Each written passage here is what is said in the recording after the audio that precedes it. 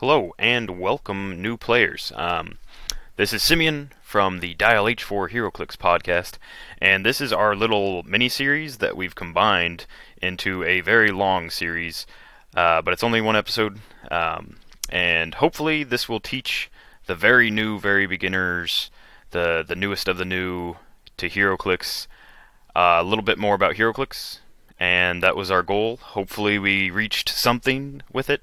Hopefully we will impart some wisdom on you and maybe make your experience a little bit easier, your transition into this very interesting game of Heroclix.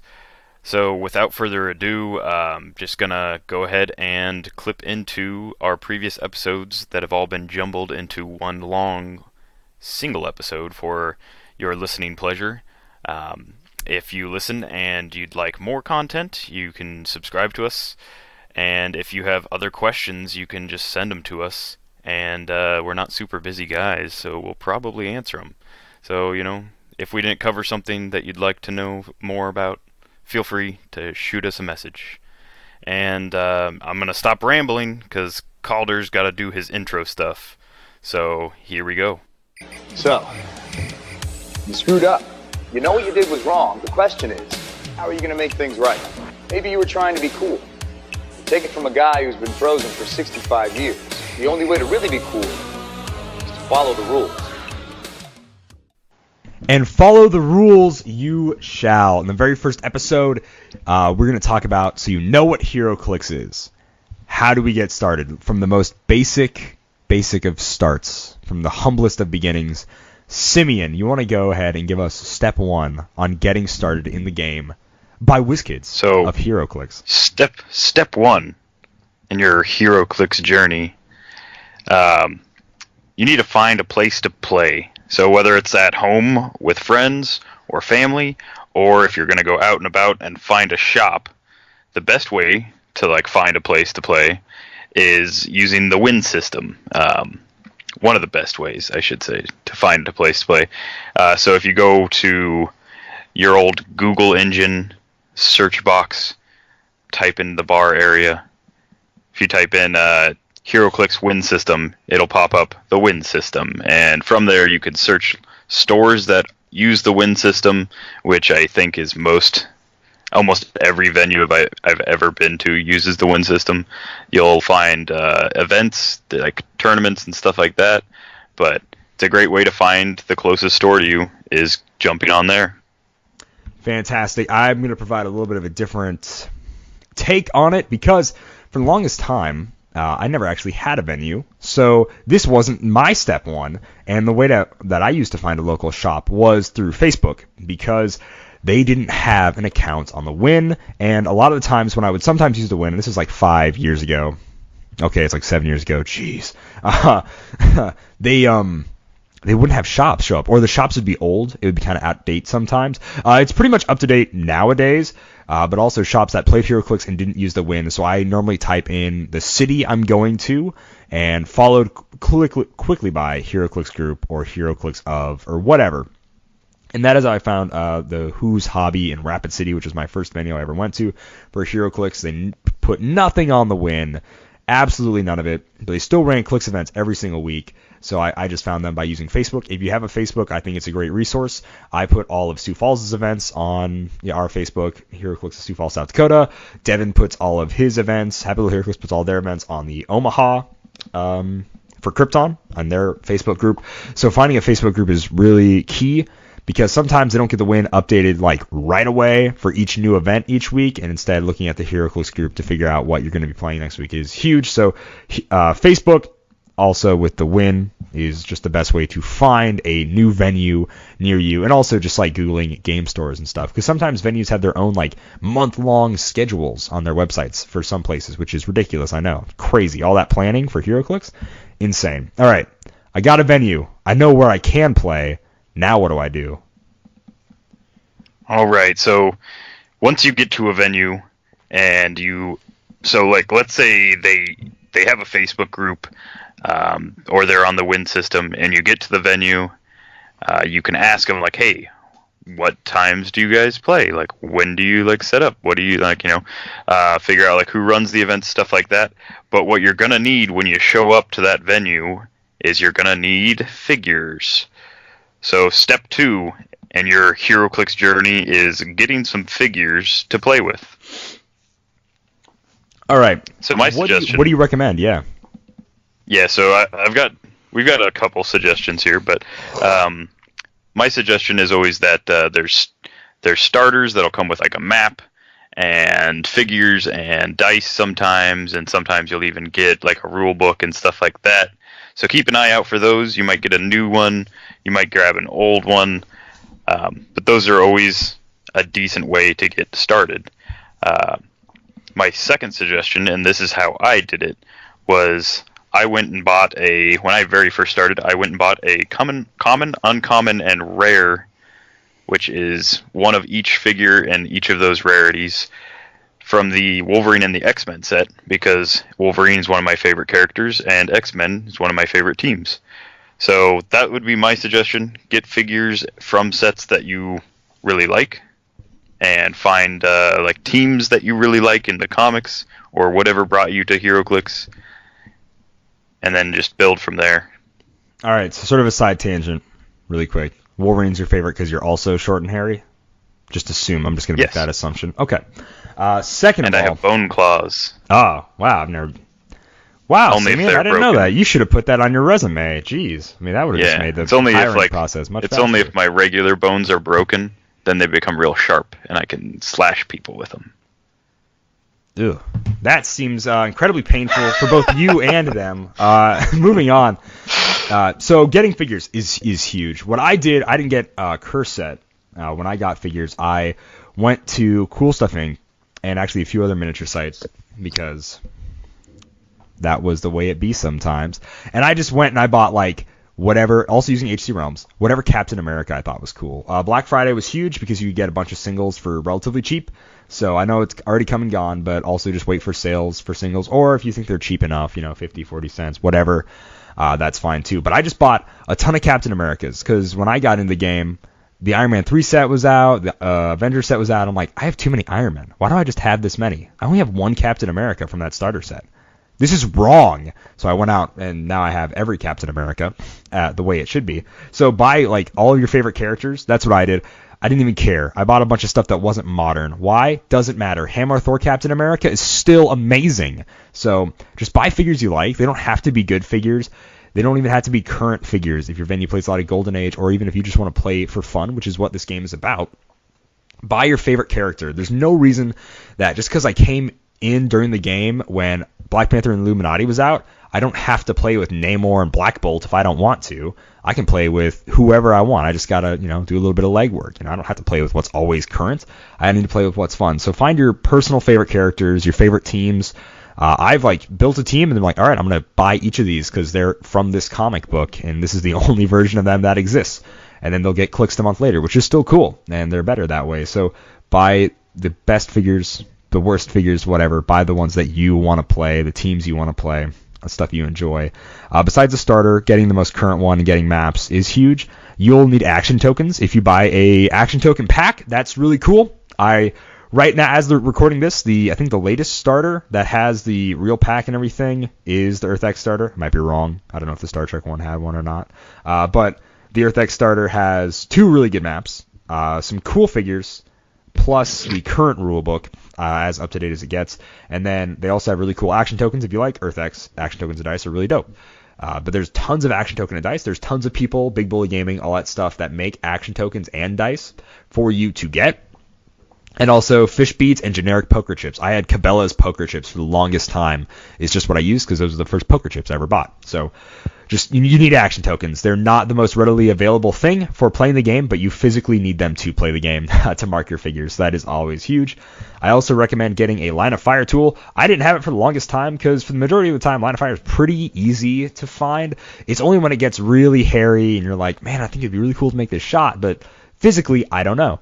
I have a Army Painter line of fire tool. It's the laser pointer one. It's $10, which is feels a little bit spendy, but you're literally using it every single time you play, multiple times a day. So I like getting a line of fire tool. And then if you even get past that, besides just figures, a Clix tray, you don't need to. I used my hat for the longest time. Like, it's really not that necessary. But Trollworks, along with Jeremiah Peterson and several other people, make really cool Clix trays if you're playing humongous teams and you need them to carry your team around. And you can go more into that too. I kind of spewed off from figures, but yeah. So for what I use is when I first started, I had a tackle box that I kept all my figures in. Tackle boxes work great. So do toolboxes. They can fit a lot of figures. They can fit your action tokens, your dice, and that's what I've currently done. Is I have a bunch of stackable toolboxes, or not really toolboxes, but just like tool carriers, and yeah. So you grabbing one of those, you can actually, if you're careful enough, you can actually balance most of your stuff on top of one of those and use that to carry them as well. All if you don't want to get too invested too fast. But I think that's a good way to get started. Also, while you're at a new venue, a lot of times they'll have common, uncommon, maybe even a couple like rares that they have just laying around that they don't want anymore. If you like mention that you're a new player, a lot of times, in my experience, people will offer to bring like other stuff, or they'll be willing to trade you or sell you some stuff for like cheaper than what you would get online. So keep an eye out for that at venues as well. Right on. And yeah, commons and uncommons are obviously the cheapest and easiest way to get into it. I also use these like DeWalt boxes or whatever they are. They're yellow and black. I'm kind of assuming they're DeWalt at this point. I honestly don't remember. That they clip together, so I could physically stack them to the heavens because they just keep clipping together. And I use these to keep figures that are just old, whatever, from other sets. Those are just great for overall storage. And now I have these bigger, like, they're not Tupperware containers, but like little storage containers that I use to put complete sets in. And how you organize is obviously totally up to you. I used to have deck boxes because I thought, yeah, the cards, they go in a deck box. So I used to have like all these millions of little deck boxes for like different subsets of the box. So I would put the figures in the box, and then I would say, these are the figures that are in this container of the box, number 1 or whatever.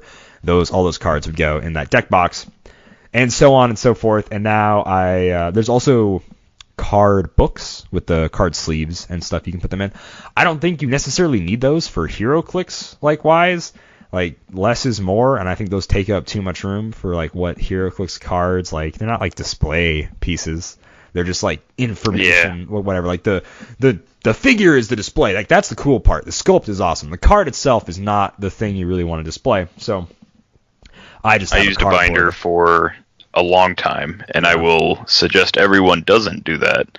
Yeah. And instead you just get like a deck box, and like if you got a full set like of, like, let's say you've got a full set of Earth X and you put all your cards in one like card box for Earth X.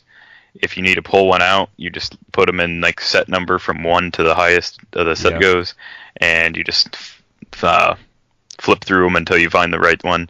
And until you get that many, you can just keep them all in the same box. That way, you know where they're all at. So I'll also recommend you not getting card sleeves right away. That's what I did. I was like, I only have like 15, 20-something Heroclix. Get them all card sleeves. And then after a while, you'll get so many, you're not going to sleeve every card. Ridiculous. What a fool's errand that turned out to be, getting a card sleeve for everything. They're still cool. Like, if you have a couple of cards that you really want to put in card sleeves, or like, this is my team for the week, put them all on one card sleeve. Absolutely, but those aren't necessary to starting the game. We got organization, finding a venue, getting figures. What else? I think that's it for this week. I think that's a good. Yeah, I think that's a good. I think we'll move into like how to find good deals and getting started like trading and stuff in later episodes. Absolutely. I think next episode we should probably cover the basics of gameplay. That sounds fantastic. Well, thank you everybody for tuning in to the first episode of New Clix on the Block. That's what we're calling it. No ifs, buts, or ands about it. And now we can go ahead and move on to the rest of the show. Hey, so you skipped forward in time, huh? For everybody else that listened to the full thing, that's going to sound weird, but you skipped to right now. Well, without further ado, let's get into the rules. Tell us about the rules, Simeon.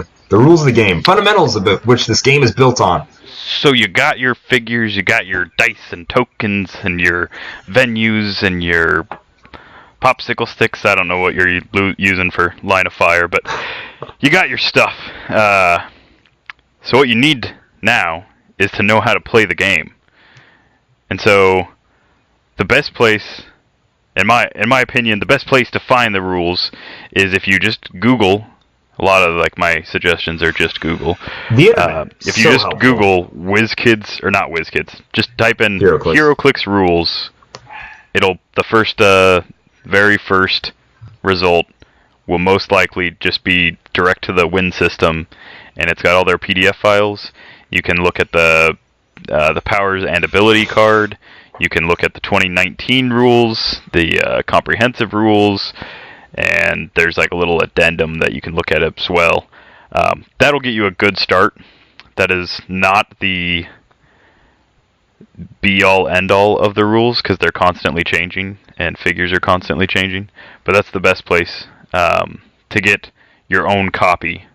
In addition to that, you can just buy a starter set, and you'll get whatever that starter set came with, which, if you buy a newer one, should be the 2018 rules.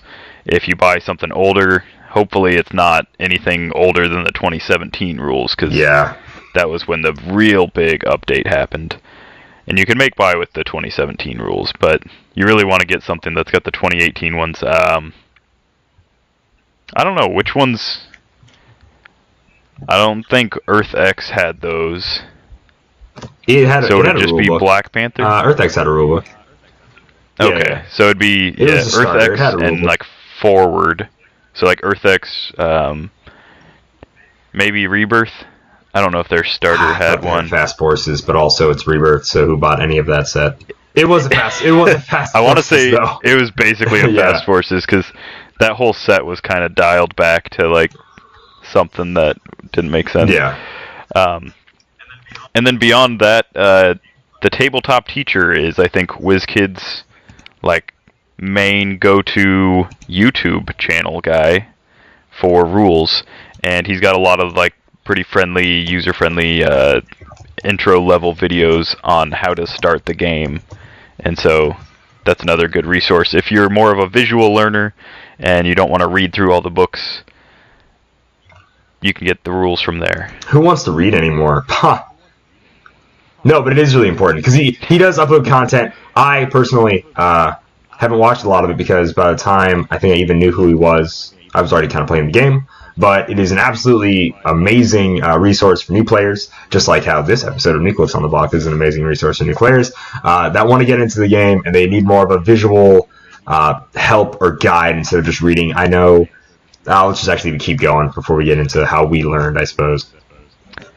Yeah, so I'm going to say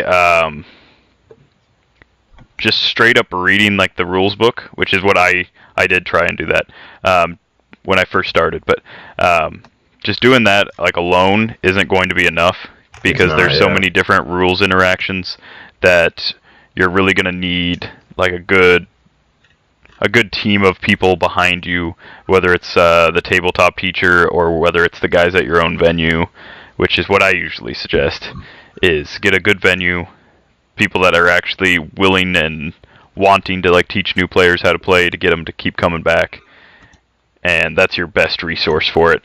So, what do you think? What do you think, Kalder? What's the best, worst way to learn the game?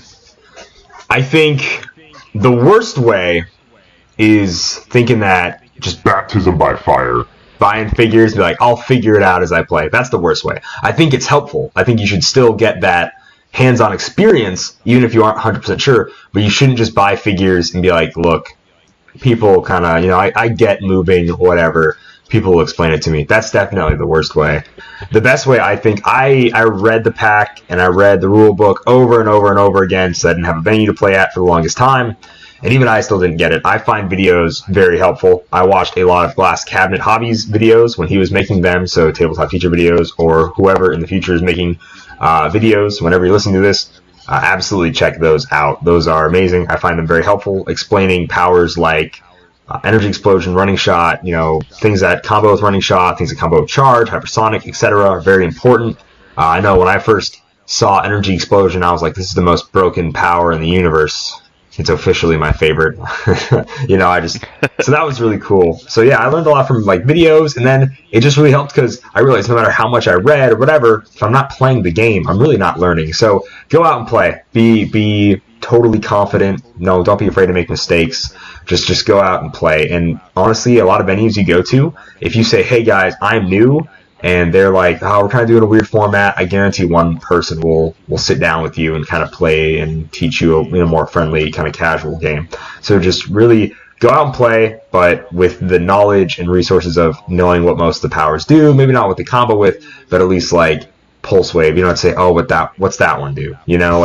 That's probably a bad example, but like leadership. Oh, what's leadership do? Let me look it up in my pack really quick. It's like, just read through it a couple of times so you have a pretty good understanding of each power. You don't have to be able to rattle off, telekinesis, choose option A to move a character, whatever. It's like, no, I can move something 6 squares. Simplistic version of it. Just kind of work it through in your head how it makes sense. Because the description sometimes is really weird on these powers. Just get it what feels natural to you. That's what I would say is the best way to do it. For sure. I agree. I think the best is a little bit of everything. Definitely don't just try and like ham fist your way through the rules, and don't listen to somebody if they tell you that it's just like a D&D encounter, and like you roll for initiative and then you just move and attack and stuff like that, because that person's just wrong if they tell you that. I think the worst way to learn is to like show up to a tournament and try and like slog your way through a tournament, which is how I tried to learn. So boy. I came in, I didn't have a pack, I didn't have a rule book, all I had was like a few figures, and I showed up one night and they're like, hey, it's the last month of War of Light, nobody's playing like regular, but you can play this. And so I forced my like 4 opponents that night to like teach you basically go through like 50 minutes of like, wow, I just want to like play like tournament style and just like crush this guy and move on to like my next opponent. But instead they were like, no, you can't do that, you have to do this, and like that like kind of like having to walk me through the whole thing. But yeah, YouTube, your venue, learn by yourself. Those are like the 3 big ones.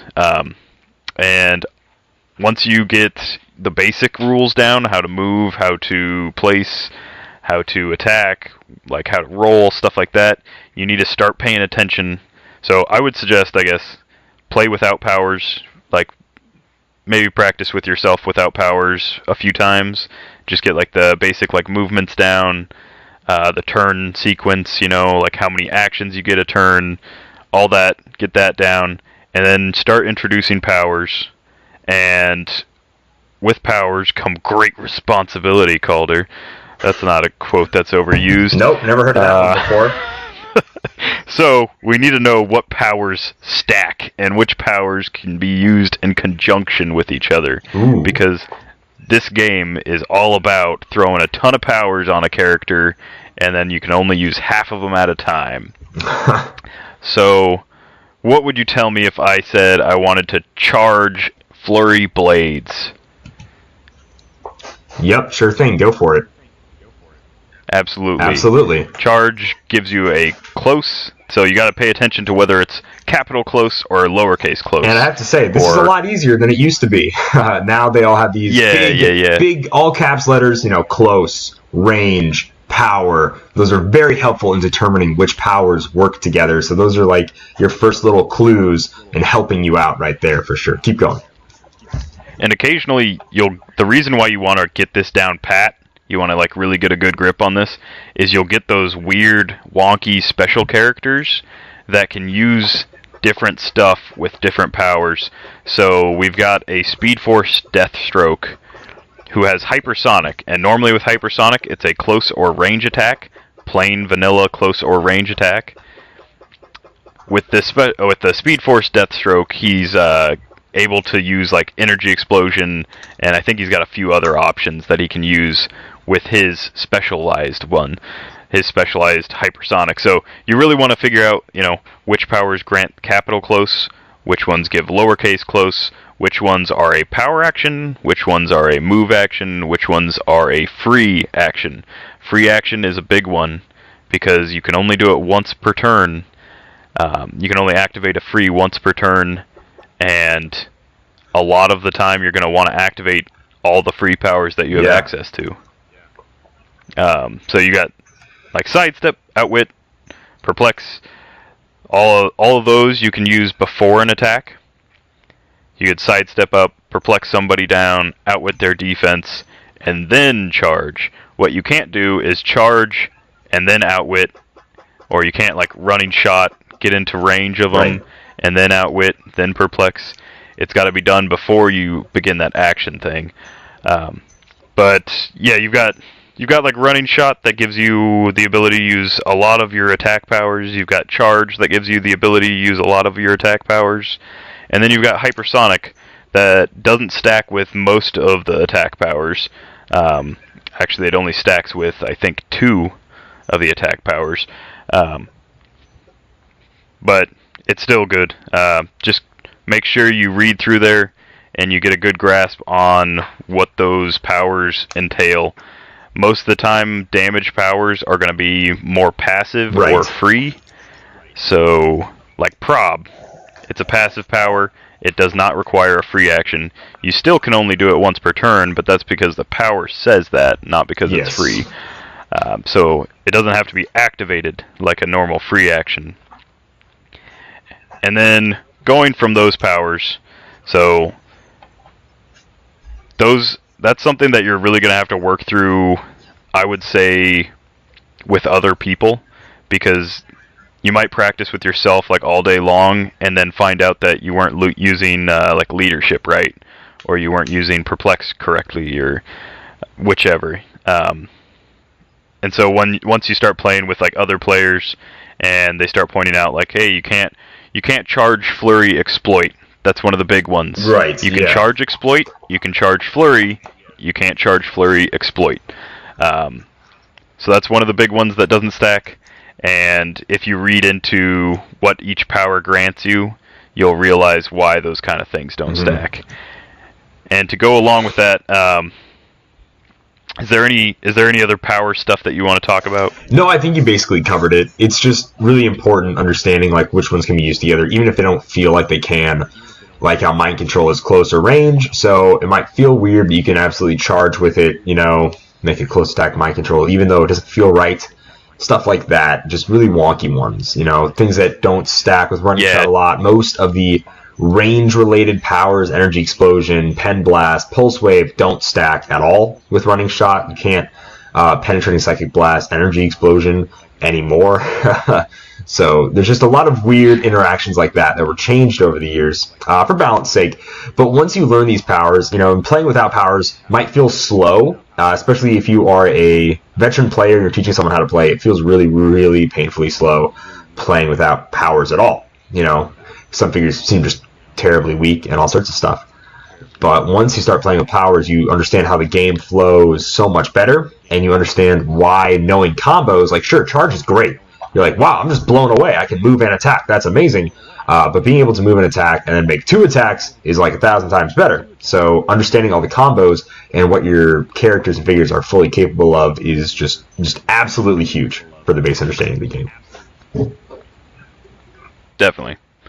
And then to go along with that, there's like a very basic like setup of how you want to place your figures when you start a game. So you've got this big wide open starting area, and you might think like, well, I want to put my 3 attackers like on each edge. That way I can like control, each section of the map. That's not always like a bad idea. Sometimes that works. It depends on the map and it depends on your opponent's force. But your figures might have powers, so you'll want to like pay attention to this. On top dial, you might have a Captain America that's got leadership, and you might place your Iron Man like 2 squares away, and then you move them both up, and if you don't put that Iron Man next to Captain America, well, when you roll for leadership and you get that 5 or 6, you're not going to be able to take the action token off of Iron Man because he's not adjacent. So you're going to want to pay attention to little things like that. Leadership's a big one. People with the flight symbol instead of the boot symbol, make sure you're placing them, when you start the game, make sure you place them next to somebody with the boot symbol, because you can taxi them up. You just carry them up, and the person with the boot symbol doesn't get an action token for that turn. They can't do anything else other than free actions, but they're a little bit closer to the enemy, and they're one action token less than they would be normally. So make sure when you're placing and you're putting your like little formations out there that you've got kind of like a little like bit of an ebb and flow to it.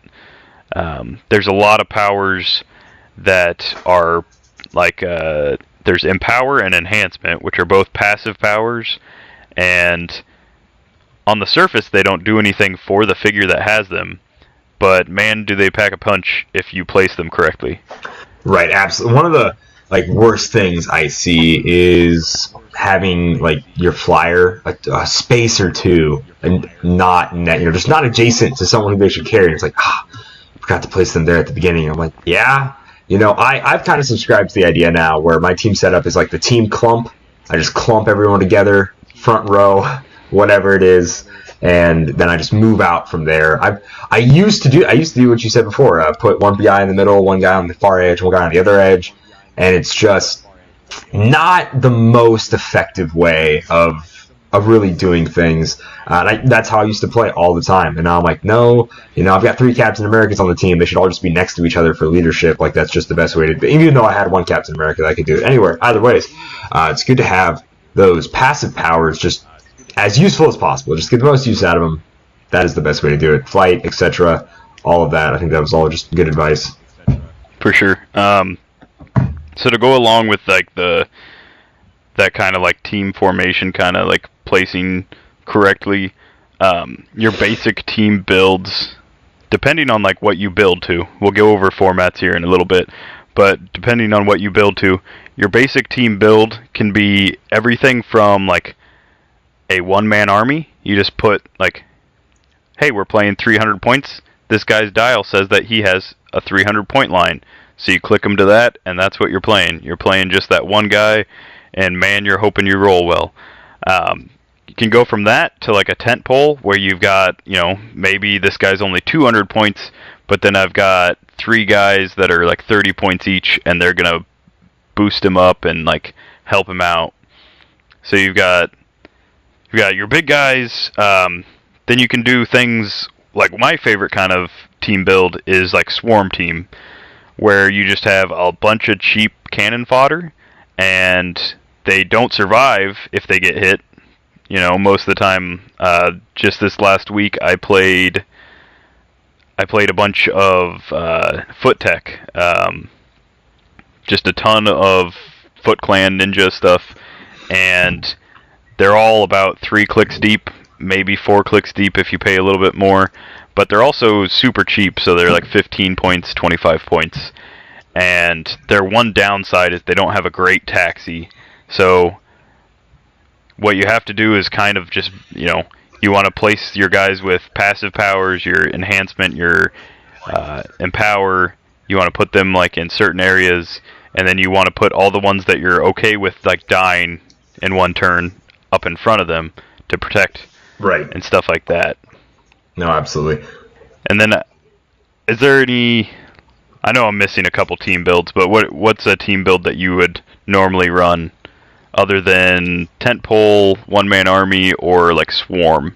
Tent pole, one-man army, or Swarm. Besides those, I do a lot of sort of like, it's not really. I don't know if this is Swarm, but more like mini attacker groups. Like there's one clear, this guy carries this guy carries that guy, and they sort of support each other, and they can both kind of go on their own. Something simple like that, where it's really just more of a, what you would call kind of like a sixes competitive style team. If you're like familiar, like video game sort of like lingo, where you have like a main attacker, secondary attacker, like a super basic team build. One person that's a taxi / support, one healer of some kind, and then one really tertiary attacker, niche niche character is kind of like one of the more other familiar team builds where it's like, I just want to play all these characters. Like, if I wanted to play the, this is probably a bad one, but Serpent Society, they're all just kind of good attackers, okay attackers. They have one or two that more excel at it, so you would play like those two plus one or two support figures. Like that basically is a very common team build I run all the time, since that seems to be a lot of their comic accurate figures are swoon into that if they have that keyword more filled out. The Thunderbolts, I imagine soon. The old Thunderbolts were very filled out that way. You know, I know like teams like the Wrecking Crew weren't at all. They were all just like, I attack and he attacks and he also attacks, and we just all attack and we all just are close, and that's all we can do. You know, so depending on how you build, that's pretty huge by keyword and everything, and understanding how all that flows together. But for my basic team composition, for more casual, you know, comic accurate teams, it's normally about one or two really good attackers with, you know, a few support here and there. Definitely, yeah. So kind of like tent pole, but you split the tent pole into like two or three. Yeah. It's like two little poles holding up the tent together. Yeah, occasionally, like, you'll be like, hey, this tent pole's great, but I want, like, an outwit. Well, like, here's a 75-point piece that has outwit, but also can be a decent attacker. And so now, like, maybe your tent pole is less of a tent pole and more of, like a three-pronged attack, because you've got support powers that can also double as, like, your attackers. So that's, yeah. I know when I very first started, I tried a scientist theme team, and it was all just support powers, and I didn't really have a solid attack. Like, there wasn't a damage dealer that I had on the team, and it was also very slow, and that was a rough night for me. So, like, I never played Egghead after that game, because no...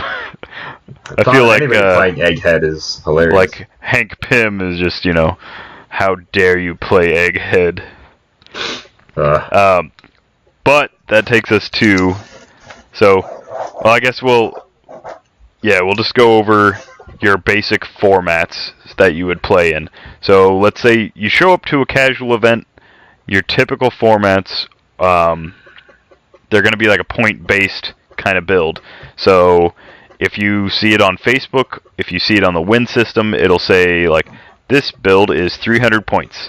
Well, if you look at your figures on their handy little dial there, or on the card, it'll tell you how many points that character is. You can sometimes have a character that's worth 200, or 175, or 50. You've got, like, 3 different lines to choose from. And as long as you start them on that specific line every time, that is the point they are for that whole thing. Building up to like a 500-point team, you can play like some bigger guys and then some smaller guys to help them out. And then once you get your point builds figured out, all you really need for that is like a calculator and a decent idea. Then you can go into what kind of event it is. So our normal event are modern, which is just sets that haven't rotated.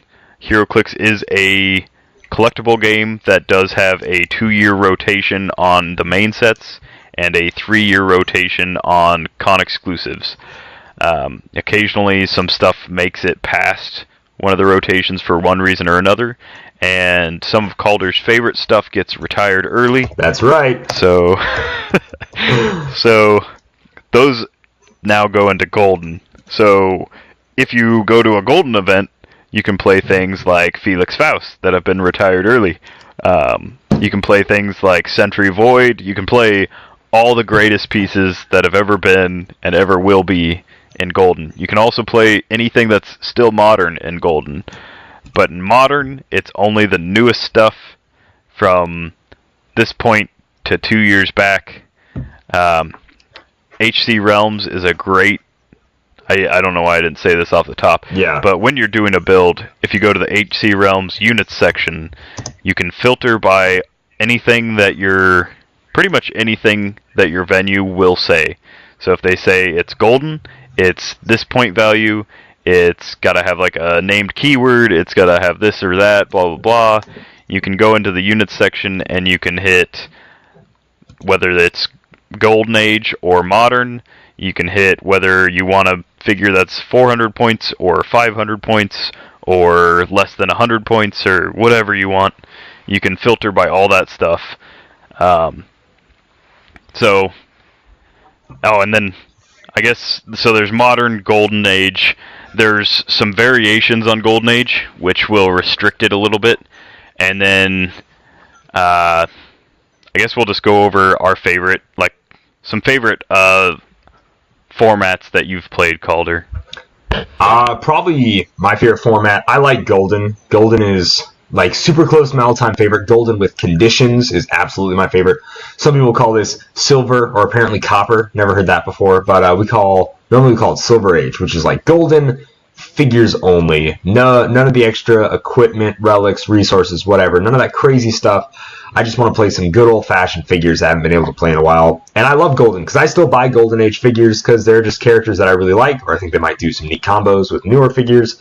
So I'm always on the lookout for really fun Golden Age figures I can add to my collection. That lets me play all my zombies that I like to play. It lets me play my Hammer of Thor Captain America, and just figures that I love to death and will never let go, no matter how ancient they are or how bad their stats might be. That's why double perplexes and 3 weasels on a team is a thing, because I want them to be good, gosh darn it. I don't care how many points I have to sink into it. I just want Howard the Duck to make an attack and kill someone, because it's awesome. So that's why I love Golden Age. And bringing down the crazy is always helpful, and sometimes ramping up the crazy is great too. I really can go with both. Some people, if it's a more casual setting, some people try to break any format we play at all. They're just like, oh, we're playing Golden, non-restricted except for Felix Faust or whatever. What's the most broken thing I can make? I just think, what's the most funny thing I can do? Howard the Duck is easily getting the Infinity Gauntlet. There's no ifs or buts around that. So I absolutely love Golden Age. Let me play everything. I own all these figures. Let me play all of them. That's my favorite format. What about you, Simeon? Golden is definitely my favorite. I do occasionally like to bust out some modern stuff just to see if I've got that competitive kind of ability in me. Spoiler, I don't. But I really like... So humble, this guy. I really like I really like the ability to go through, I've just got these stacks and stacks of boxes with old figures, and I love to be able to pull out Trinity War Superman and just throw him on a Justice League team, because I still think he's one of the best Supermen we've ever got, and he still holds up really well. I also like going all the way back to Hammer of Thor and pulling out that super rare Ultron that was in there. And even though he doesn't stand up to today's standards, maybe I throw on some equipment that's newer. Maybe I play him with some support pieces that'll bump him up in stats so that he doesn't die right away. That kind of stuff. Plus, Golden Age just gives you this endless backlog, basically, of Heroclix. I shouldn't say endless, because there's a lot of bad stuff in Golden. Don't just go hog wild and buy a bunch of Golden Age stuff assuming that you'll be able to play it in casual, because there's a lot of bad stuff out there. But there's also a lot of really good cheap stuff that you can pick up, and you'll be able to have tons of fun with it, because I still have tons of fun with my old Wolverine and the X-Men stuff. I have tons of fun with Fear itself, which is older than... It's not as old as Wolverine and the X-Men, but it's pretty old now. They're around the same now. They came out around the same time. Yeah. And the original Deadpool set is still really cool if you love Deadpool. If you like wacky stuff, Deadpool has Thor's hammer. That's really, really cool. There's really cool duos in that set. Wolverine X-23, Deadpool and Bob.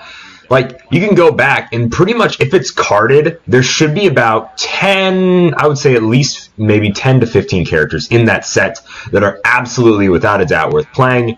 If it is non-carded set, I would guarantee there are 2 figures in that set worth playing. We go to Infinity Challenge, there's almost 200 figures in the set, right? I would guarantee if we just take away the little easy 10-point figures here and there that are just good support, I would say there's absolutely, without a doubt, 2 figures worth playing. Firelord is one of them. And then, like, you know, that Nightmare is one of them. And that's the only few sure. I could, like, 100% without a doubt recommend. You know, I know that Kang's actually really good, too. Anyways, now I'm starting to look through it, and I'm getting a little off track here. But, yeah, if they have printed 14 attack, they're definitely worth playing. Don't get me wrong. But seriously, out of 200 figures, there's like maybe 5 in Infinity Challenge worth playing. Same thing with all the REV set ones. You know, if they're not random little lackeys or, you know, Metropolis Police, Gotham City Police, you know, just normal police or SHIELD agents or Hydra agents, they're normally not worth playing. And that's kind of a bummer, I know. And even a lot of carded sets that aren't Oreo, and even there are terrible carded sets that are Oreo, Guardians, you know, Galactic Guardians and Superman. That just, there's so many bad figures in those sets.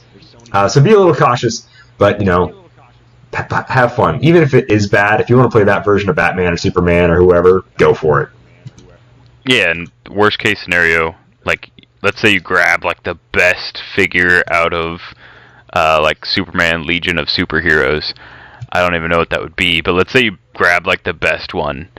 If it's not a chase, at most, it's going to be, like, $5. Yeah. You're not spending a ton of money. Like, you're literally spending less than, like, a third of the price of, a booster on most of this stuff. And if it's good for, like, one night of fun, then, you know, that's good enough for me. I can always just, like, set it on my shelf. That's another thing is, like, a lot of times I'll just grab figures because I love the sculpt, or I don't have a version of that character. And once I get a version of that character and I've got, like, a cool sculpt, then it doesn't really matter if I play it more than 2 or 3 times a year. I've got a, you know, Krang, Undisputed Ruler of Dimension X, and I've only played him about twice, but I love that little brain inside the robot belly. Yeah. And so I'm going to keep him forever. Yeah, absolutely. All right, and so I think next thing, speaking of, like, prices and stuff like that, next thing we're going to cover is going to be next episode. We'll go over how to buy stuff, where to buy stuff, how to trade, where to trade, and, you know, how to sell, like the opposite of buying. Yeah, some etiquettes for how to be a good trader, seller, all that fun stuff. Businessman in the Heroclix community, if you would. Absolutely. And that ends this week's episode of New Clix on the Block. All right, Simeon, what are we doing this week? What are we talking about? This week we're talking about how to take this fun hobby that you like to play and how to make big bucks doing it. You're going to be rolling in the dough with all these winnings and all these prizes and all this stuff. No, that's not real.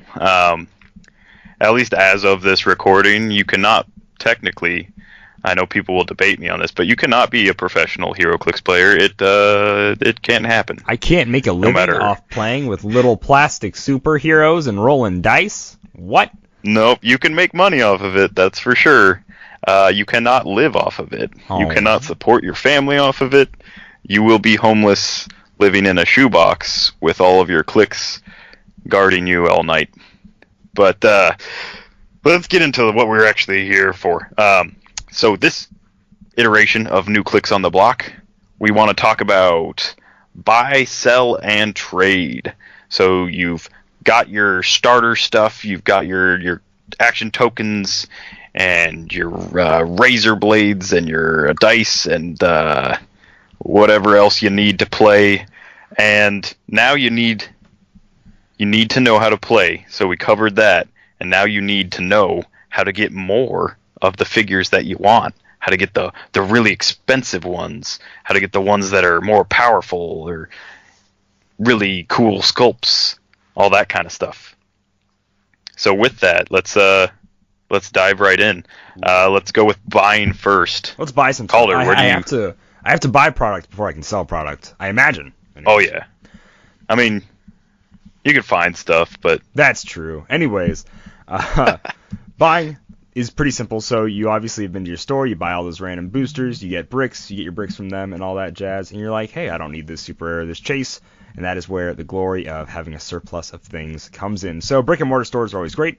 I always like to understand the prices of things before I buy them. Before I just go and look at my store's little glass case there, be like, oh yeah, I'll just buy the super rare for $80. Like, no, let's slow down there, Chief. Let's figure out the medium and what a good price is for this. So that is where we go to our good friend eBay, or Evil Bay, however you refer to him. I don't buy anything there. I just use it as a price checking guide. So if you are looking at getting a new chase or a new super rare or even an older one, it's important to look at the sold listing options in eBay. So it's pretty easy. You go ahead and type in Heroclix, blah, blah, blah, Captain America, Earth X, 0 number, whatever. Be as specific as you want if you want to really refine the search, and then just go to sold listings. And I like to do about the 5 or 6, depending on how close they are in selling. If they all sell within the same month or so, it's a fairly good range that this is the current price for that piece. And then I just like to find the medium between all of them. Like one's 25, one's like 32, maybe it's somewhere around the $27, $29 something range. That's basically what I do. I check eBay every time before I buy or sell anything on the internet, and I find that as a really great time. And you can also find eBay listings that are cheaper, and if they're buy it now options, then absolutely jump on those. That is always a great choice before you go ahead and do any miniature market selling at all. So eBay, check it out. That's what I always check before I buy anything. Research, very important to save yourself some money. Yeah, absolutely. To go along with that, I'd always say I love supporting my local shops, but I will only buy the newest product from my local shops. I'm not going to buy their entire backlog at face value. A lot of like local shops, it'll be like this set has been out for over a year. They're still asking MSRP for it. Yeah. And I'm like, hey, nothing that I could possibly pull will be of this value. So like at a certain point it becomes gambling. Yes. And so I love buying sealed product from them. I love buying cases and bricks when a set drops. If you like supporting your local shop, I suggest you do that. You enter their sealed tournaments. You buy like stuff when it's newer. So Heroclix as a whole is a diminishing return product. You, for the most part, whatever you put into something monetarily, you will not get out of it within the next 2 or 3 years. Some things hold value better than others, but it's really a loss that you're taking every time, and you just have to have the fun out of it. You have to get like pieces that you enjoy. You have to have the experiences that you want, and that's where your actual return comes in. You're not going to be able to sell a chase that you bought 2 years ago for the same price that you bought it at or more. That's just not happening. Right. So I suggest, if you're starting and you go into your shop and you're like, man, I'm just ready to buy some boosters, maybe don't like grab all the boosters from like Civil War that they still have on the shelf. Definitely don't buy all the Joker's Wild boosters they still have on the shelf. You can pick up these pieces. So this is where we go into the other half of buying, the singles market. So you can pick up all these pieces on a singles market, and there's several different places where you can do this from. But singles are almost always going to be cheaper in the long run than buying sealed product. Buying sealed product allows you to get trade fodder and stuff that you could sell, and lots of duplicates. So if you want a lot of duplicates, like I bought a ton of Star Trek to get Tribbles. I bought a ton of TMNT to get Foot Clan ninjas. So if you want a lot of stuff like that, it's great to buy sealed. Otherwise, I think singles is usually the way to go. So, Kalder, what are your favorite places to buy from when we're talking singles? When we talk singles, I always use Cool Stuff Inc. That is my go-to singles buy list. When you buy singles, it also has a reward tracker, which is like really super cool. Every time you make a singles order, you'll normally get a little bit of a discount on the next one you make, and obviously code DIAL5 for 5% off your Cool Stuff Inc. order. But I always go to Cool Stuff Inc. for singles. I had a really just amazing, even before I even did the show, way before I did the show, I had just an amazing interaction.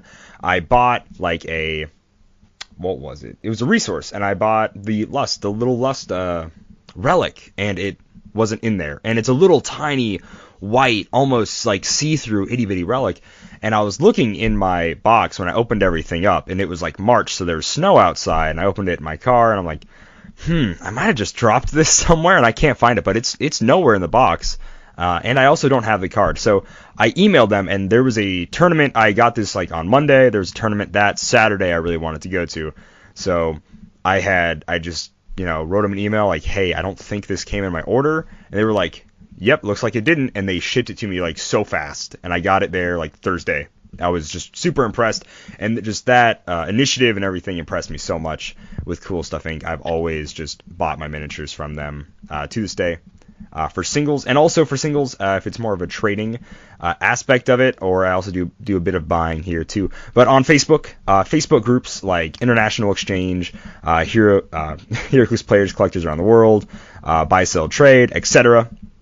Pretty simple to find these groups on Facebook, but I do a lot of my singles buying on there. I kind of keep my PayPal cash as like Heroclix money for the most part when I sell something, and then I'm like, I can buy this with my Heroclix money. There we go. I will absolutely buy Sexy Lexi $50 shipped. Stuff like that. Facebook and Cool Stuff Inc. are my main singles like areas to buy. Right. So I use Cool Stuff Inc. a lot as well. I've always had decent like stuff shipped to me and like quality packaging and stuff, and they're usually pretty decent on the price. If you want a better deal, you can always go on like the Facebook groups and kind of haggle with people, maybe throw some trade stuff their way, and that's where we get into the other half of Heroclix. When you're just beginning, you probably won't have a ton of trade fodder, but you need to know what you're working with when you do. And so when it comes to trades, Kalder already said checking eBay is a great way. You see like they've got a Chase Odin, and you've got to chase Nebula. You're like, well, it's a chase for a chase. Not in Heroclix. Sorry. That's not how it works, even if they're out of the same set. Let's say you pull, I pulled Chase Namor out of the same set that someone pulled Chase Sheriff Strange, I guess was the chase in that set. Not a 1-for-1. They're chases, same set. You gotta add in a whole lot of the market value comes from playability and competitive aspects, and that might not be something that you get right away. It also comes down to, is it a character that people really love? That's another huge thing. If it's like the only Thanos that we've gotten that year, price is going to be a little bit higher. Is it the only we got a lot of Thanoses this year. Yeah. Is it the only like Doctor Strange that we got? Is the distribution off? Was there just like not a lot of these Supermen floating around, and so not a lot of people pulled them? Different stuff like that can skew the prices, and so checking eBay, you see his Odin is worth $60, and your Aquaman, Namor, or whatever you want to call it, whatever you're trading him is only worth $40. So maybe you offer that in trade, but then you have to throw in like a super rare or something to even the odds, or maybe just toss some cash his way as well. That's a big aspect of Heroclix. The market is constantly fluctuating. When X-Men first dropped, Proteus, the green Proteus, the rare, he was probably going for like $30-$40.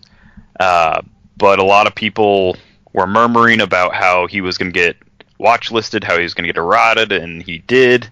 And now I don't even know. I haven't even checked, but I just know that you definitely don't want to be sitting on 8 of those now, like some people were at one point. So it went from a figure that was real busted, people really wanted, to a figure that if you had more than one, you were doing something wrong, kind of thing. And so that's something you need to watch out for. When it comes to trading, there's all the Facebook trade groups. You need to post a picture.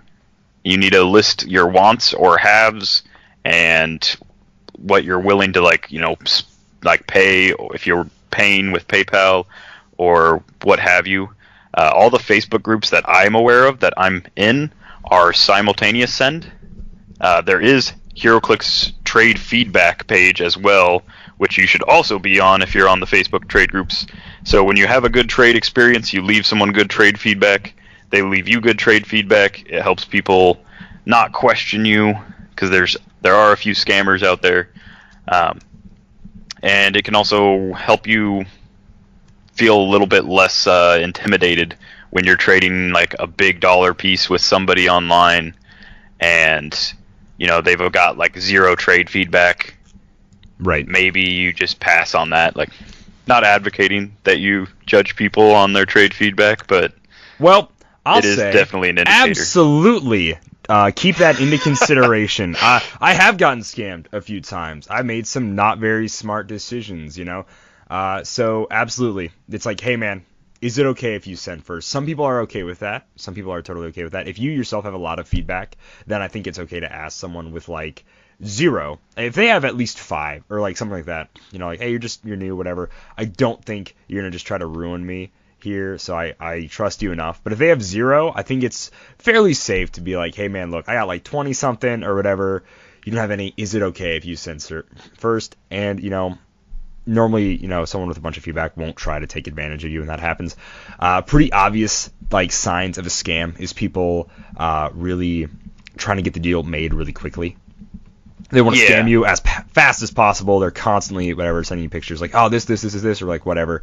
They're giving you a really way better deal than normal. Would make sense. They have no feedback. You check their Facebook profile if it is on Facebook. See how recently it was made. That's also a pretty big indication. Always, even if they don't have any feedback, check that name and see if there's like any familiar names that might have said like this person scammed, whatever. I lost a Shumagorath on a deal one time. It was well after he was worth anything, but still, it kind of sucks. So don't be in a big time rush to get things done. Sometimes like slow your roll. Be like, hey man, look, could you send first? Is that okay? It's a problem. All right, then I guess we're done here. Sorry, have a good day. Yeah, you definitely don't want to lose money and just send Heroclix to a random person and be like, I got nothing out of that. Very cool. I hate it. Yeah, and to go along with this, trading is I'd say that's the majority of what I do with Heroclix. I will occasionally try and sell, but trading is that's my bread and butter. That's what I like to do. I don't really like the money aspect.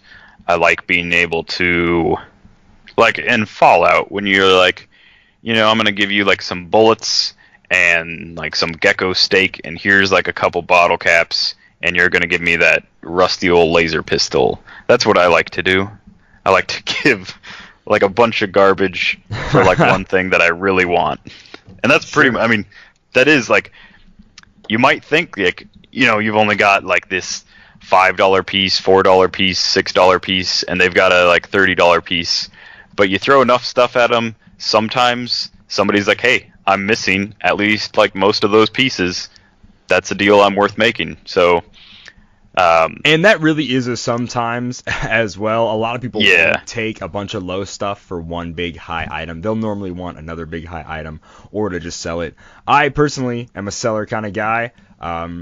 I don't know why, really, because I use all of the money I sell just to buy more Heroclix, which is just basically trading with extra steps, So that's how I used to do it, yeah. Right. So, that's what I kind of do a lot, too. And I think that is good and fine. Yeah, I do like the little buffer that like selling and then buying kind of gives you. And so when I say that about like, throwing a couple like low dollar pieces at like a higher dollar piece, for the most part, just to like, for the newer players, for the most part, commons and uncommons will not be worth anything unless you have a full set of common, uncommon, rare. You're not looking at a whole lot of money from those pieces. There's some rares that'll go for more, but like you better sell them as soon as that set drops because they are going down in price right away. Yeah. So an additional place that you can trade other than Facebook is, of course, your local game shop, especially around the time when the set's new. Again, when a set is new, prices are in like the highest amount of flux possible. So I know when Avengers Black Panther Illuminati dropped, the Black Panther chase was like highly sought after for a good hot minute there, and then his price tanked right away when people realized there's some design flaws that he had, and he just wasn't the figure that like a lot of people were hoping he was going to be. But if you're trading with a local person, definitely just check the price on the pieces anyhow. If it's a pre-release and there aren't any prices, I personally, if you're a new player, I would suggest you just hold on to it for a bit. If you really want the piece that they have and you feel like it's fair, go for it. But I definitely hold on to it until you at least have some eBay listings that will give you like a little general idea of like, is Kang, title character Kang, worth the same as Black Panther? And eBay says no.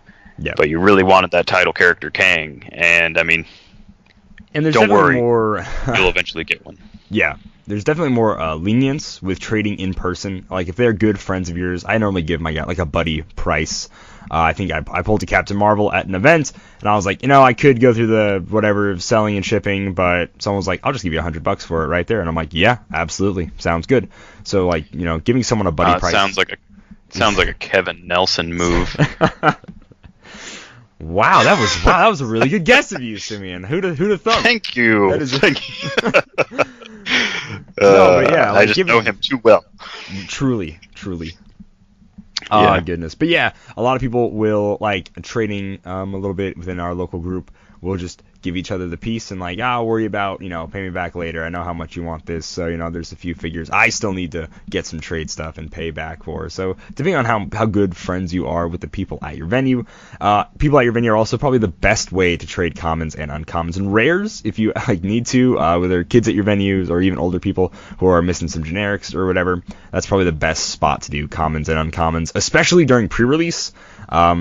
If you know you're going to buy a ton of the set and just want to get rid of all your commons and uncommons that you really don't need for right now, by all means, that's like the easiest time to trade and get rid of commons and uncommons is during pre-release. So that was definitely make the best of that opportunity. Along with pre-release is the most expensive time for ever anything. So if you really want to throw up the chase you just pulled, absolutely go ahead and do that on the internet. That's just smart business right there. Yeah, that's the prime time for like your highest trade value is pre-release.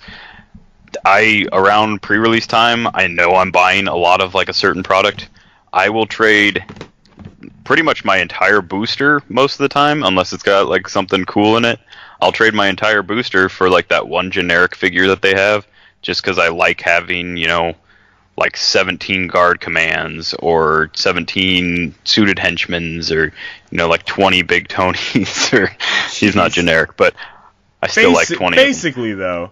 Yeah, so just like if you really want like the swarm kind of army thing going on, it's actually fairly hard to get the generics later on. So if you can trade, like, you already have this rare, so you just throw them the whole booster and they give you the one, that's a fair trade to me because, give it 3 weeks time and that whole booster's worth that one piece anyhow. Basically. So when it comes to trading, so Facebook, in person at your local shop, great ways to do it. On your local Facebook community, if you can do Facebook like without having the shipping part, that's even better. Another place is HC Realms, the iTrader. You can post like what you have for trade. You can look through the current trades. You can have your haves and want list up to date, and you can search through stuff on whether someone is looking to trade a piece or whether they're wanting to keep a piece or whatever. You can search through that. You can send private messages. HC Realms is they do have a ranking system, and the higher rank gets the benefit of having their stuff sent to them first. So if I've got a score of 100 and you've got a score of 2, you are going to send to me first. I'm going to receive the package, make sure that everything's good and ready to go, kosher, and then I'm going to send you your half. So HC Realms is the slowest version. It's also got a little buffer of anonymity, and there's just like there's a better reporting system to it. They have banned certain people or suspended people's accounts if they scam too often, so HC Realms is a little bit more protected from that. The iTrader ranking, if someone has negative iTrader ranking within the last year, probably safe to just avoid them, just to be safe, because it takes quite a bit to get negative iTrader ranking.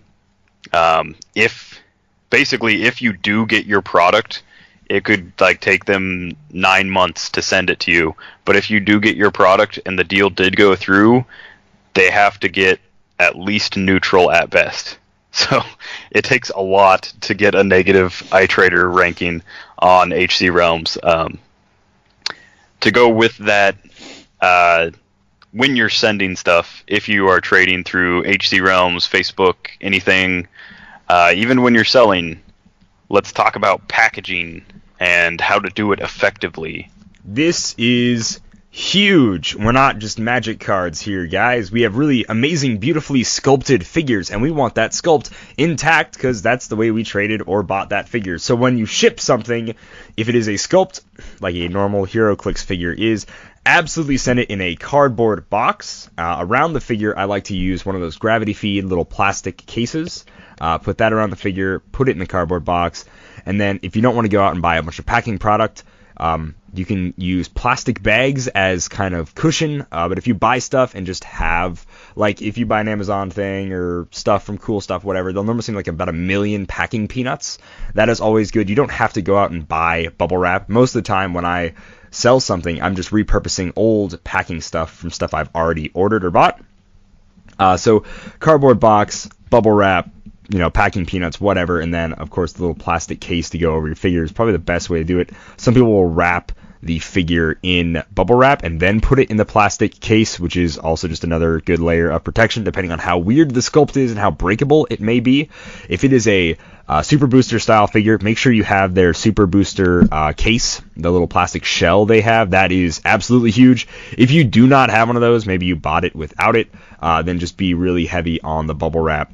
It's also very big. Normally, if you buy a bunch of figures, you'll have boxes. If you need to, absolutely go out and buy these little card boxes, either at your venue. They should have tiny little kind of card boxes, or at Walmart, or a post office is probably the most expensive way to get these boxes. They're not the best there, depending on what your post office has, but Walmart normally has really nice, or like Office Depot or something, has really good at these little foldable little white card boxes that are perfect for sending.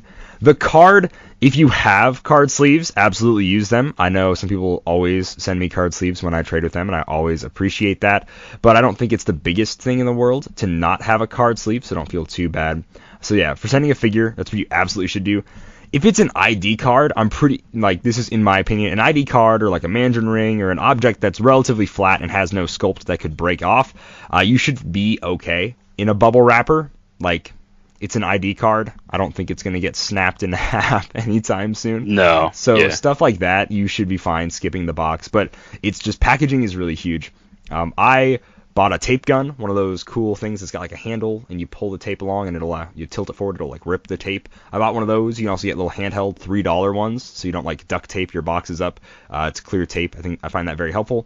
Most post offices have just a ton of shipping labels you can take for free. I took a handful at the start of the year, and I'm barely halfway through them. I find those shipping labels very fun instead of just drawing right on the box. It makes it look very professional. So stuff like that, that makes it the most effective way to ship things. And you want, if you want to receive a product in good condition, you want to send it in good condition.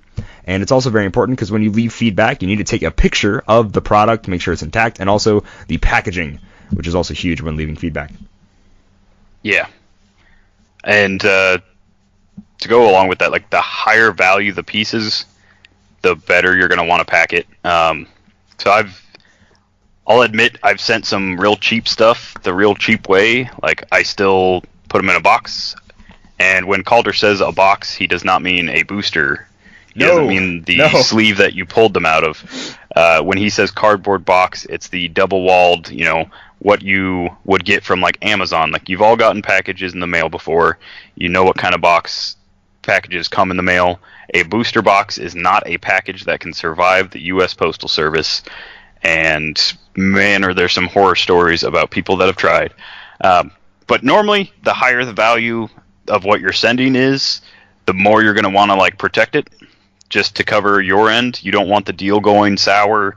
The person you're sending it to doesn't want it to go sour. You don't want that stress in your life, believe me. So yeah, just take your time when you're doing that. If you're making a lot of trades, make sure that, you know, double check. And when I say double check, I mean double check when you're sending it to the right person. I've sent out multiple things to the wrong person before, and it's more of a pain than you want to deal with. But yeah, just pack it nice.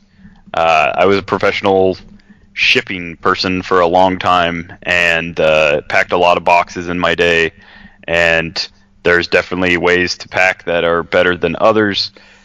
And I mean, you just want to be one of the good ones. You want someone to say like, hey, this guy did a great job, he did me a solid, he got this crazy sculpt with lightning coming out of its eyeballs, you know, to me without it breaking somehow. And you know, there's a lot of fragile stuff in Heroclix. Oh yeah, there's a lot of pieces that come to you broken, even. Yeah. And that tells you a lot. If WizKids, you know, their box within a box within a box somehow gets broken, I mean, these things aren't like, you know, they're not metal cast. They are plastic that is held together with more plastic. So. That is right. A good like indicator if you think you need more packaging in your box, fold it up, don't tape it, give it a good shake. If it's really moving around a lot, throw a few more plastic bags or packing peanuts in there and kind of push down and make sure it's really just condensed. That's always a really safe bet. So yeah, I think that about covers it for packing. Yeah, so from that, I guess that, I mean, we covered that, and that goes into like selling as well. So if you're selling something, you know, you're going to want to pack it up just as nice as if you were trading. You're not going to want to have to hassle with somebody wanting a refund or a partial refund because something came to them busted. Putting cards in sleeves. If you don't have sleeves, you will get sleeves through trading. You will definitely get sleeves through trading. But if you don't, you can always fold a piece of cardboard in half, put the cards in there and tape it. And don't put tape on the cards, of course. Okay. But, I mean, with their no longer doing print and play, the cards are almost just as important as the figures sometimes.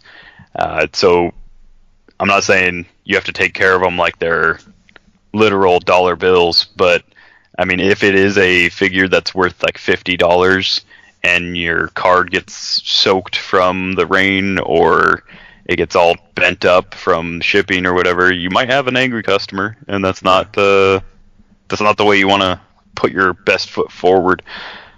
So, to tag along with packing, we'll go into selling. Best way to sell, I always say the first couple weeks that a set is out, that's the best time to sell. If you are new, that's basically it. If you're new and a set is new, that's the best time to sell, is the first couple weeks that it's out. There are certain figures that will shoot up in price the longer the set is old, like the longer it goes on. People will figure out what was actually good in the set rather than what they thought was going to be good in the set. But you're really going to, like, your bread and butter is that first couple weeks. It doesn't really matter what you're selling. If you throw it up with a price or if you throw it up as a trade, people will bite. They want that stuff. They want it early. They want it now. No, that's 100% correct.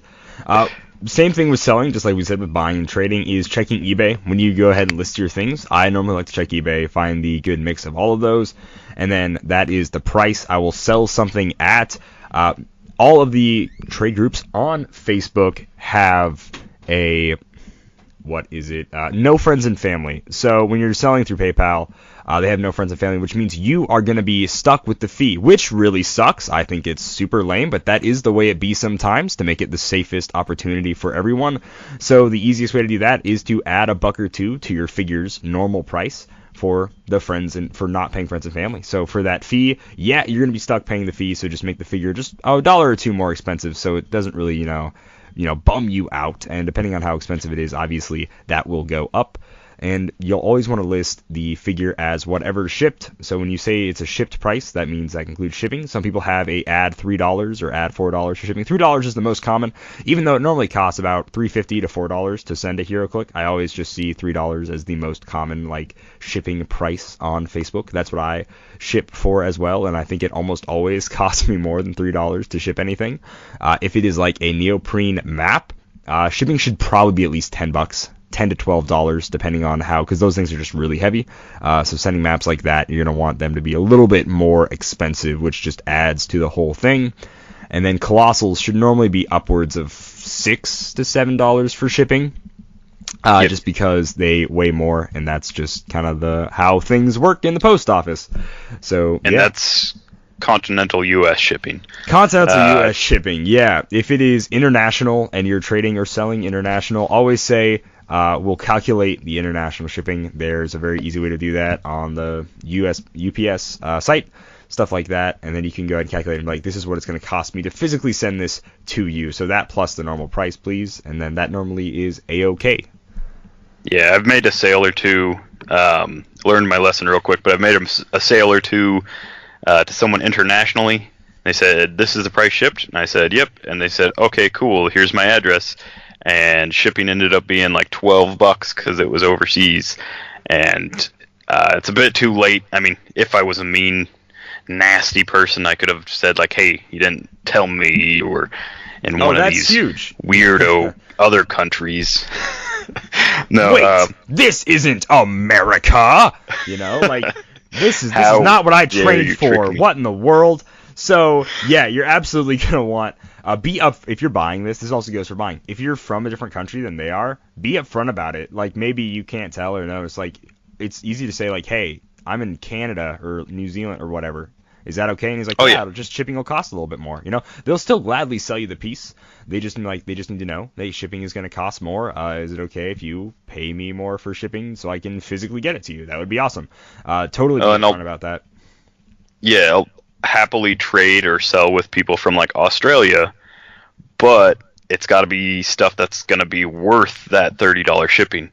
If it's a single piece and it's one super rare, I'm hey man, you got to give me a big old list because we got to make this worth it. It's already going to cost $30. Weight isn't really going to be an issue at this point. We need to bump up them numbers. Got to send more than just this little thing for it to be worth my time and filling out the big form and paying all the yeah.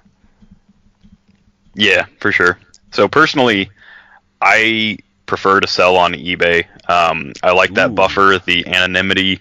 I like not knowing who I am selling to, because sometimes it honestly makes me feel bad if I'm selling to somebody that I've played before, or somebody that's somewhat local or something, and it's a piece. I mean, yes, they'll get it and it'll have my name on it when it ships to them, but I can't be the bad guy and sell for the full price if it's somebody that I know.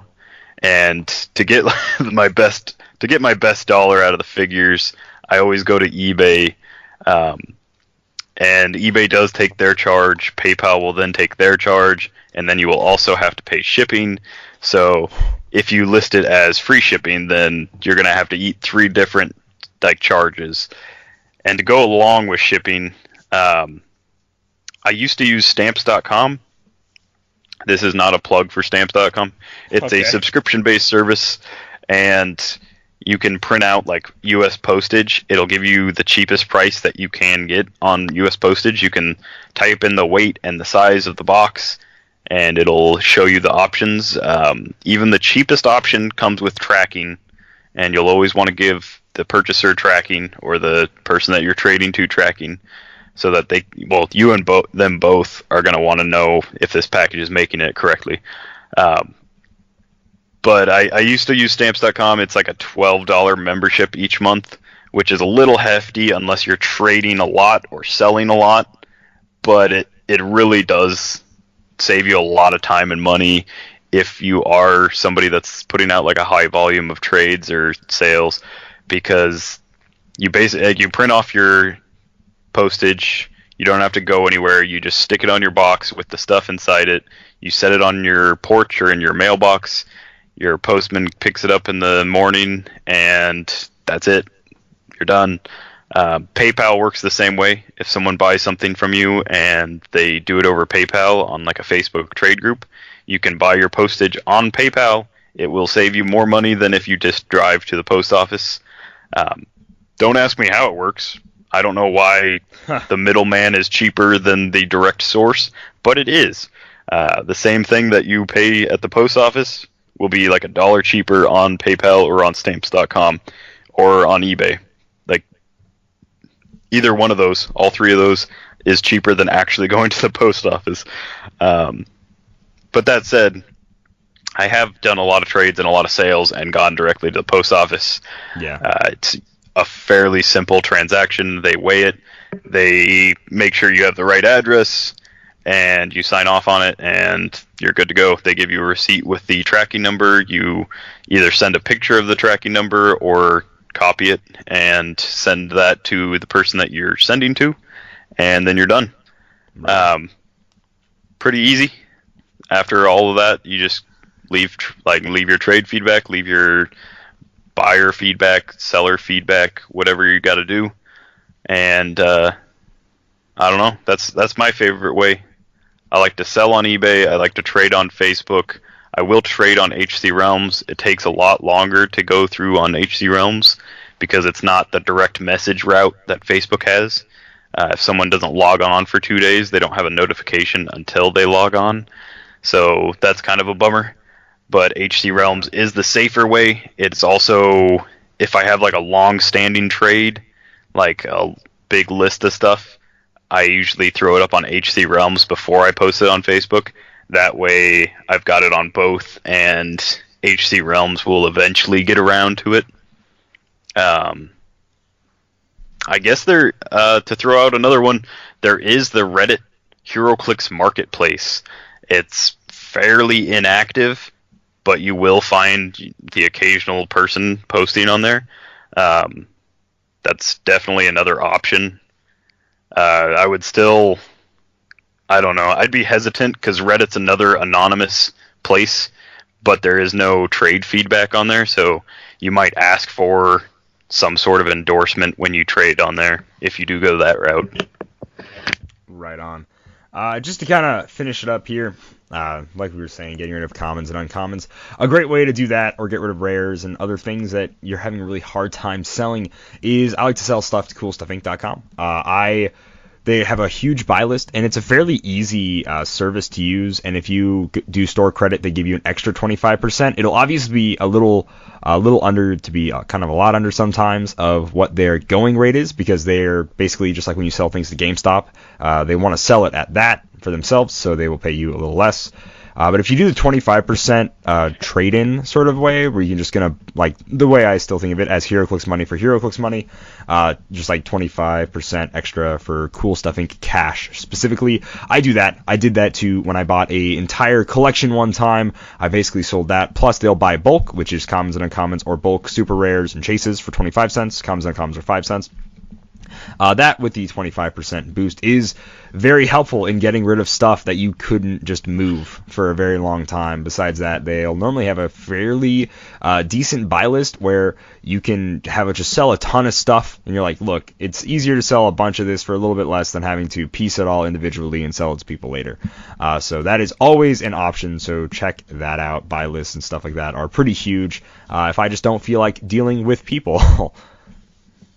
And Cool Stuff is great because if they pay you and not you don't choose to do the store credit thing, they will send you PayPal and it'll be friends and family, which is really awesome. I really appreciate that. So that's always really cool. Yeah, I do prefer the store credit because that does count towards your ever expanding discount. So if you get the store credit and then you buy more singles with that store credit, it will count towards that discount. They have different tiers depending on what you've spent. I think it caps out at like 15% off, but that's pretty big. Like 15% off of like all their singles, like just like, bar none kind of thing is pretty cool. So yeah, that's definitely an option. That's usually like my last ditch kind of effort, or for like the cheaper stuff. If I am selling a lot of stuff, I'll usually pick out the more expensive pieces first, see if I can sell those online, and then send the rest of the cool stuff, or just give them away. I've given away a lot of commons and uncommons and rares in the last couple of years. Right on. Well, that's really about all I have. Yep, I think that wraps it up for this week. I think if you're ready to get into the game, this probably isn't your biggest obstacle, but it's definitely something that's going to come up soon. Right. Buying, selling, trading. And then one thing that we really, I don't know if I marked on it enough, but I did say Heroclix is it's a diminishing return. So keep that in mind when you're getting stuff. If you want to turn it for, like, if you pulled a good chase and you want to sell it, you got to sell it right away. It's not going to be worth the same as it will be within like 2 years. Occasionally a chase will go up in price within the first couple months, but usually it only goes down. And then other than that, I think that goes a lot with buying. If you're looking at some piece that's like a new chase and you're like, man, I really want that. Like when Ultra Chase Thanos first popped out, there were some that were selling for $500, $400 all over the place. Now he's going for about $200. So that's still a ton of money, especially to a new player. That probably sounds crazy, but that's a $300 difference from, only a couple months. So yeah, definitely wait out the heavier pieces that you really want.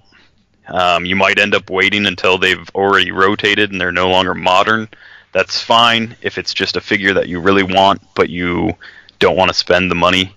I'd always suggest doing that. Patience is the key to victories. Like, kind of to quote our good friend Cap from Homecoming again, but patience really is the key to victory when it comes to saving yourself the most amount of money when buying Heroclix.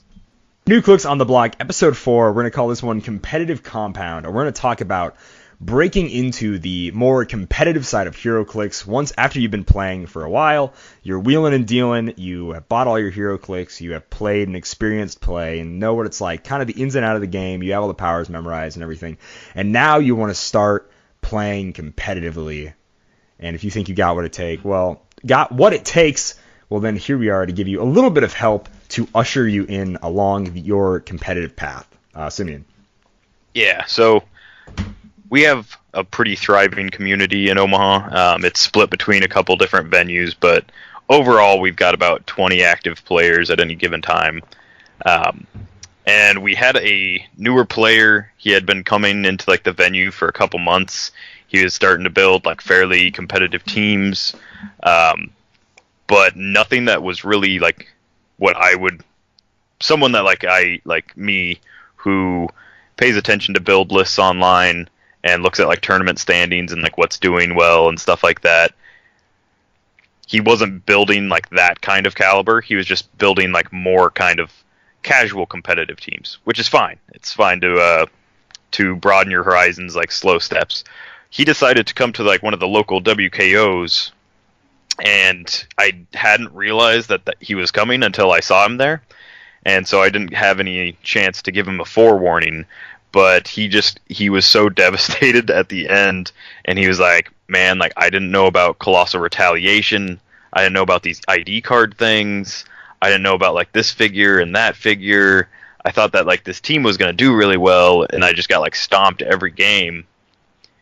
And so I just, I kind of went over a few things with him and was like, like, don't get too discouraged, because as a new player, like, you're not going to win your first tournament ever. It just doesn't happen. But even on top of that, like, you really want to like have fun no matter what kind of level of competition you're playing at. Otherwise, you're just going to stop playing the game altogether, I feel. So with that, Calder, what are some tips?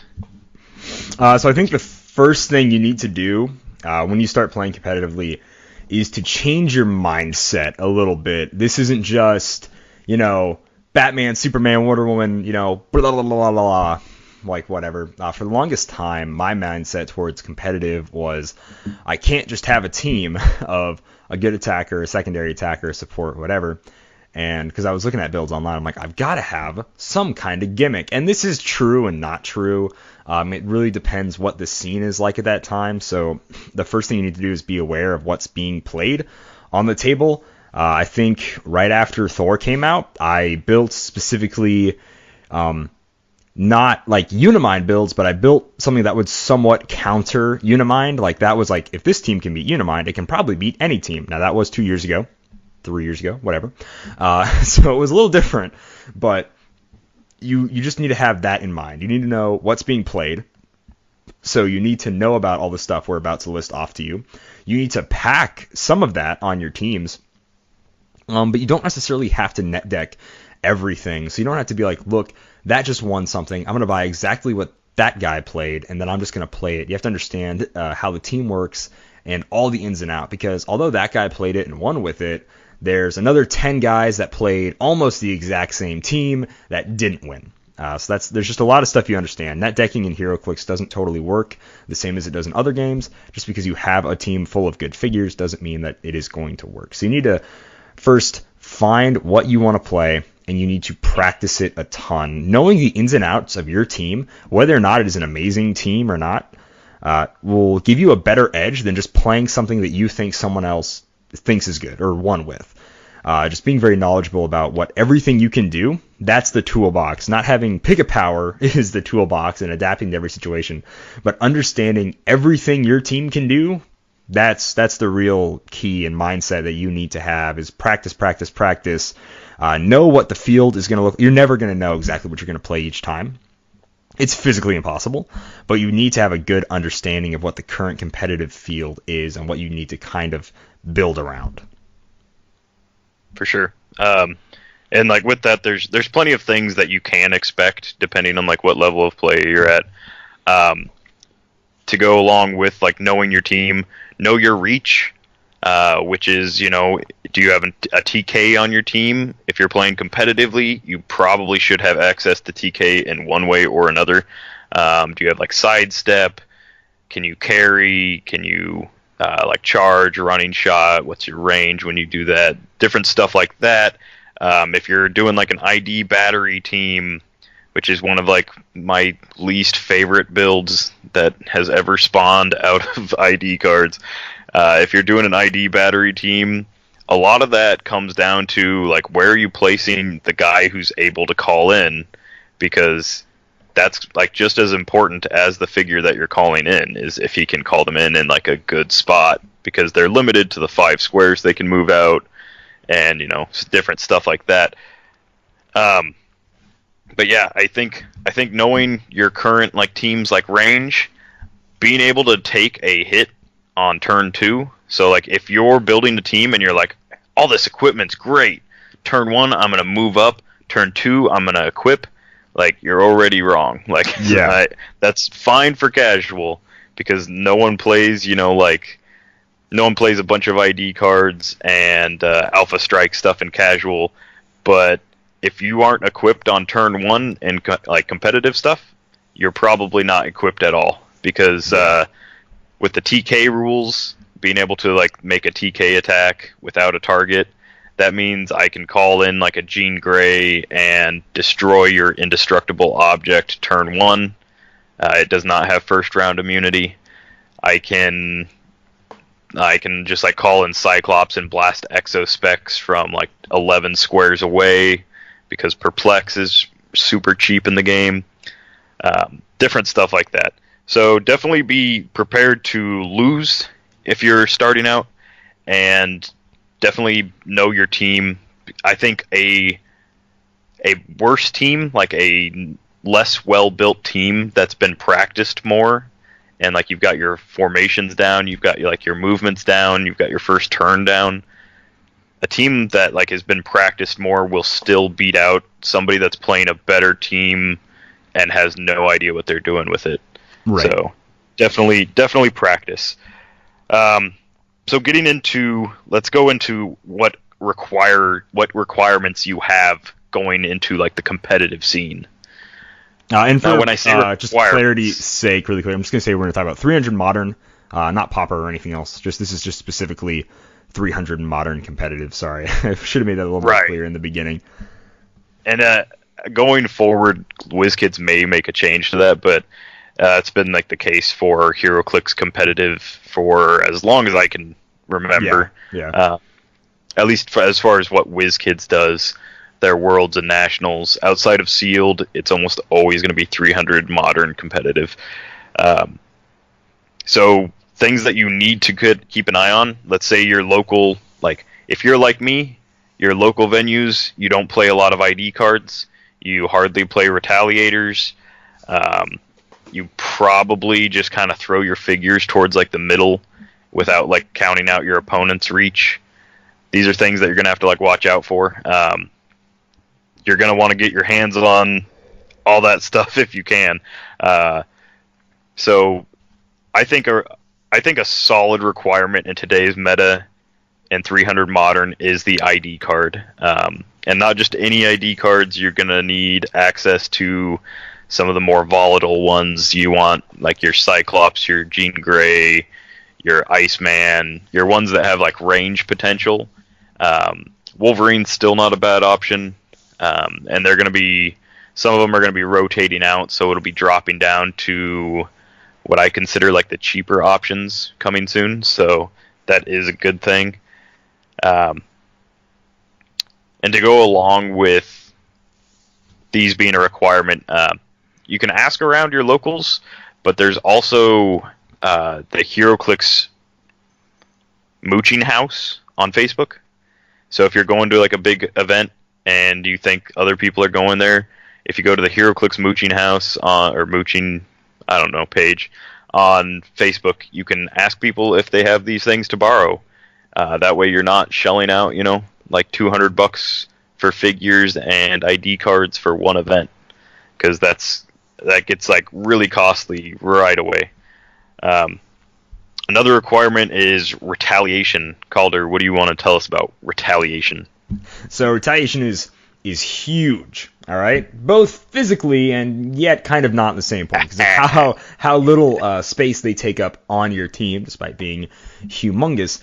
There are teams that are very retaliation heavy. So retaliation is not only big for adding a lot to your theme, if you have like a monster cosmic style theme team, but retaliation basically says no you to your opponent for just playing the game. The aim of the game is to take out your opponent's force, and this punishes your opponent for just playing the game. So it kind of sucks, but you absolutely need to have it, because it gives you a free attack against your opponent just for hitting you, and you want to have as many attacks against your opponent, obviously, in a turn. So retaliation is big, mostly because of all those reasons I stated. But also, they're physically big. Sorry, I shouldn't make the same joke twice. We're being serious. We're being slightly more serious on this And episode. to be fair, like, it's a huge return on your points investment. Yeah. And points is something that when you're getting into the competitive, you're really going to have to care about. So let's say your local venues, you're used to playing like 400, 500, yeah, maybe even like the odd like 300 or 600, whatever. And you're used to just kind of throwing teams together, like here's a Batman, Superman, Wonder Woman. I like playing the Trinity. You're going to have to get really tight on your point spending when it comes to building these teams, because the difference between a 30-point Retaliator and a 20-point Retaliator is 10 points, and that 10 points can be 2 ID cards, it can be 3 student ID cards, it can be an equipment that makes the difference in your match. It's also point denial is also a big part of competitive. Do I want a 30-point Retaliator that a lot of people will be prepared for and be able to take out right away? I mean, if you can't take that loss on your team, then maybe you don't want that on your team. If you're playing like Dark Phoenix on an X-Men theme team and you put them on the right map, and she retaliates and she KOs like 2 figures in her retaliation, and now she's healed up 2 clicks off of her stop click. Great investment for 30 points. Some would say broken investment for 30 points. But yeah, tons of retaliators to look through. And retaliators aren't just people that are just going to be warped over to one side of the map, make an attack, and then just probably die next turn.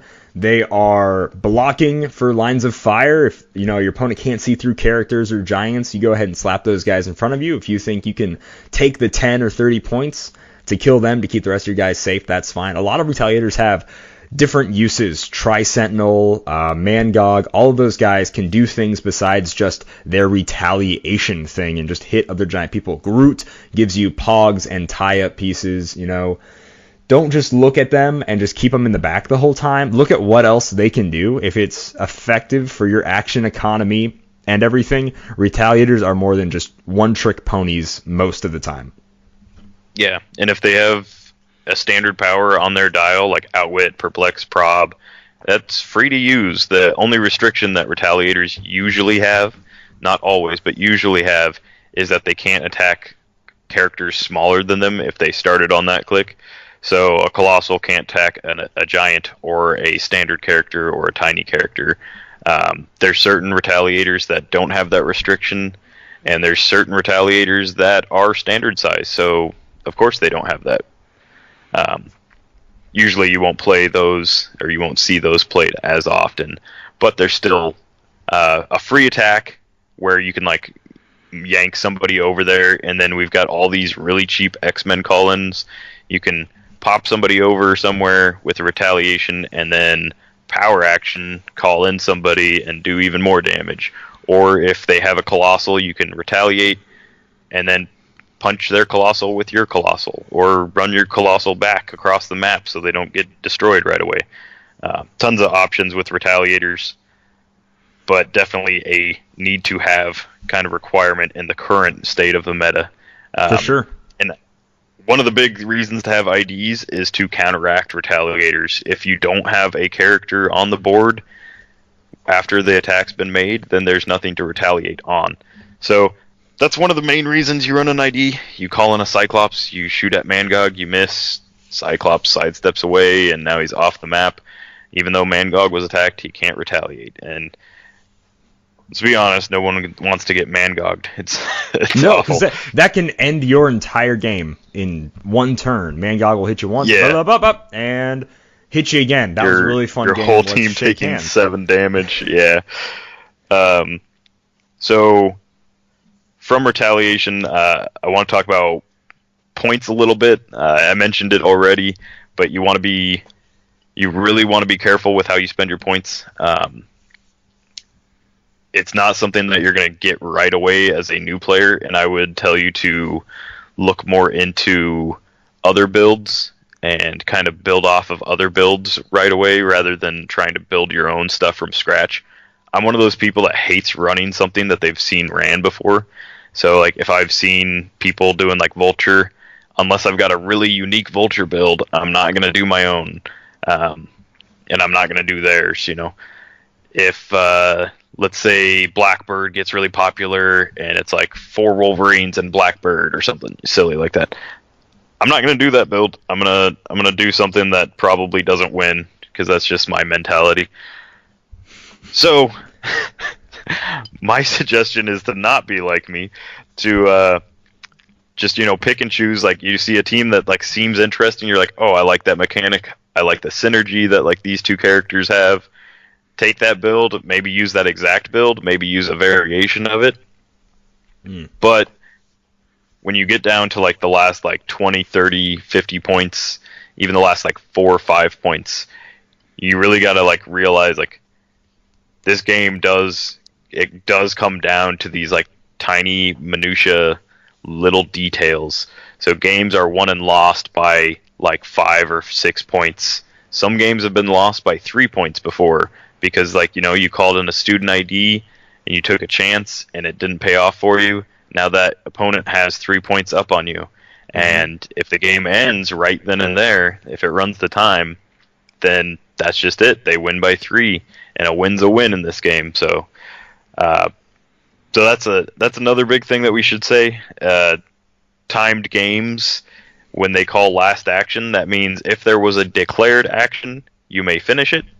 If your declared action was like sidestep, then yeah, you get a finish sidestep, but nothing happens afterwards. Yeah. If your last action was, I'm going to running shot targeting this guy, you get to roll your attack, they get to roll their defense, and that's the end of the game. And that's it. You don't get your whole last turn, and it really sucks. No, sir, absolutely not. So yeah, to me, there are two of the scariest things in the world playing isn't your opponent or what they have on their team. It is the map that you are on and the clock. Those are the most terrifying things to me in any competitive game, which is why I kind of urge everybody, this is why it's really important to practice your team and know your team. It'll help you play faster. If you are hum and hawing all on your turn, your opponent is is going to get a little miffed. And trust me, some people can start yelling at competitive tournaments. It happens before, and your goal is to get out of it not traumatized. I'm not selling it. I'm sorry, guys, but that's kind of the way it is sometimes. I've never had anyone yell at me for taking too long, but that is because I, for the most part, try to play as quick as possible because you need to know all the actions you need to do on your turn, and just, knowing the ins and outs of your team is huge. And then positioning also. The map is terrifying, especially if you don't win it, or if your opponent knows really how to position well around it. And there's not a lot I can say about positioning in an audio form, so it's good to watch. Depends on too many teams, yeah. Yeah, it depends on way too many teams, knowing you have to understand, you don't have to be a guy who takes out your little tape measure or whatever and checks the line of fire for each and every single spot wherever you may be, and put it under your opponent's, hey, can I touch your figures really quick, and testing all of their line of fire. Kind of have a good idea of that. Do it once or twice. Don't go crazy on it. But understand what's safe and what's not, and the terrain and what they can do to ignore it. Pay attention to their sideline and all of this. It's a lot, but you have to know. Yeah, for sure. Another thing when it comes to like running to time, so I won't use this tactic because I'm in it for the fun. I don't really care if I win. But even in competitive, like the best I do in competitive is when I have a team that I can throw towards the middle and then just like slugfest it out. I'm not really one for like tactics. Is that the word? I've never looked it up before. I'm not great at, strategy or thought process. It's mostly rolling dice for me. You're really making me want to take your advice right now. Wow. I know, right? This is for beginners. So what I'm trying to say is it isn't against the rules, and it's not even against what I would say competitive like mindset to take your points and run. If you've spent like 2 turns taking out like 100-point figure, let's say they've got the Undertaker, and you spent 2 turns just whittling him down and you get him KO'd, there is no problem with you just taking your entire force and backing it up and trying to save get face. into like a more defensive position. Yeah, get into like a safer, there's no problem with that. Because now your opponent is down by 100 points, they've got to come to you, they've got to bring the fight to you. You're not staying out of the fight, you're just taking up a more defensive position, and they need those points back, otherwise they lose at the end of the time. Like I said, it's not something I will do. I really have a hard time running away from battles. I don't know why. I will sit there as I'm slowly losing every turn, missing every shot and just losing this battle completely. I'll start off ahead and end up losing, because that's just the weird way I play. But no, there's it's a perfectly acceptable tactic. It is. And don't feel too bad about it either. If there really is absolutely no safe way for you to attack, or if you just like go out, get points, then totally pull back, there's a difference between that and being like, I really have no physical way to safely attack this Nimrod. I'll just die if I try to do it, but instead I can play it safe or whatever. Any scenario, you can really insert anything. Nimrod was just the first thing that came to mind because it would literally kill you to attack the guy, and you would lose the game because of that. So if you have a better way around a situation, there's no faulting you for that. It's a tactical retreat is a very real thing that a lot of people have to do a lot of the time. Yeah. And we can't get into all the tactics that you would use in like a typical, more competitive environment. It will be more like your casual events than, like, if you're prepared for it, it'll be more like a casual game than you'd expect. It's not that different. It's really like if it's only striking if you have no idea what ID cards and what retaliators are, then it's going to be really strikingly different to you. It's like a completely different game.